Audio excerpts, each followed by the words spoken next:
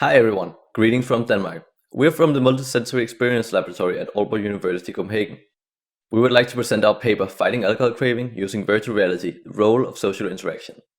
We have explored how social interaction in a virtual reality bar can affect alcohol craving. We propose a virtual environment designed in cooperation with a psychiatrist who works with individuals diagnosed with alcohol use disorder. We will present the purpose and design of this environment and how its effectiveness can be measured in future experiments when coronavirus pandemic restrictions are lifted.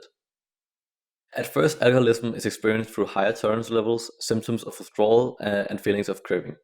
Alcoholism is the world's first largest risk factor for disease and disability and has significant social and societal costs. The psychological consequences entail increases in relapse rates, resulting in more individuals diagnosed with alcohol use disorder. Additionally, individuals continue to consume alcohol despite their knowledge of its contribution to physical, psychological, and social issues.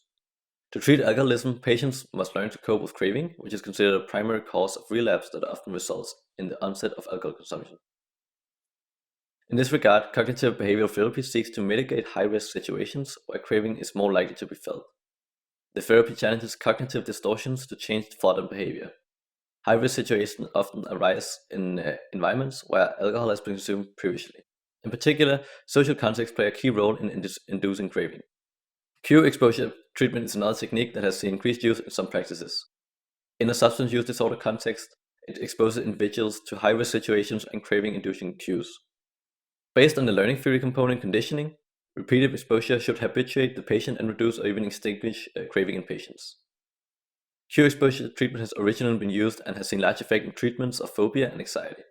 As such, studies have also been conducted on the efficacy in areas of alcohol use disorder, indicating greater effect than for other substance use disorders.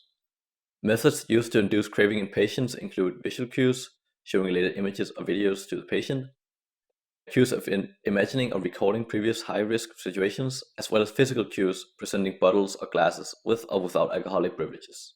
However, previous studies are seen to be inconsistent in format, the number of sessions, the type of cue stimuli, and more.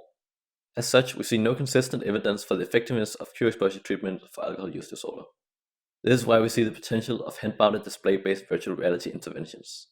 Virtual reality is seeing increased use in the healthcare sector and explored as a therapeutic tool in many different areas. Recently, virtual reality has also been explored in cue exposure treatment, where it enhances or replaces traditional techniques. Compared to these, virtual reality is highly immersive and facilitates higher feelings of presence. As such, it provides higher ecological validity when presenting cues, helping to enhance clinical ex vivo exposure to approach in vivo exposure, where craving is felt the most. Studies have identified bars as one of the environments that elicit the greatest response of craving in patients. Research also suggests that social presence for others highly induce craving in patients. However, to the best of our knowledge, the effect of social interaction on craving in virtual environments has not been explored. We built a virtual environment that replicates a real bar in Copenhagen, Denmark. Virtual patrons sit at tables in and around the bar, some of which are capable of reacting to certain user actions. For now, they're limited to react to user eye gaze and user object interaction. That could be if the user looks at certain objects or patrons, or if the user picks up a beer bottle or tilts it over. The experience in the virtual bar lasts 3 minutes, and the design of the plot focuses on presenting cues that induce craving. The plot sees the user inside the bar being greeted by a friend. The friend goes to buy them drinks, for them to return, talk for a bit, and then proceed to look around for some time without talking. After a while, people in the back at the end of the bar will yell and make a toast. The friend grabs his drink, toasts with the user, and then starts to drink.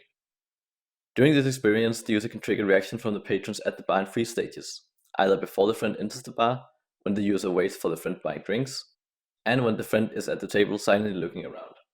Here, the friend will also react to certain user behavior. Reactions from patrons are designed to be neutral from a craving perspective.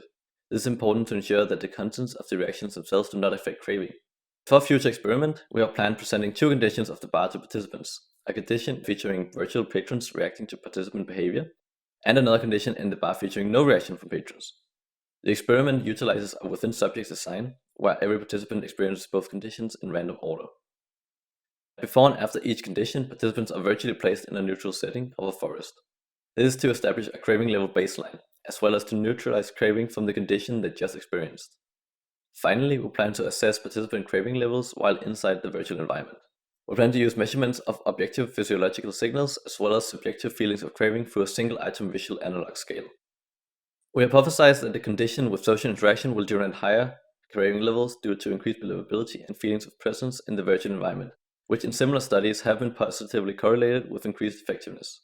We also expect generally high subjective feelings of craving compared to studies using less immersive craving-inducing tools, because VR better approaches in vivo cue exposure. We expect to see VR tools support therapy sessions where feelings of craving in patients are desired by the therapist. With such tools, they should be able to more effectively process and challenge patient thoughts and behavior than by using traditional technique of cue exposure. Thank you for your time.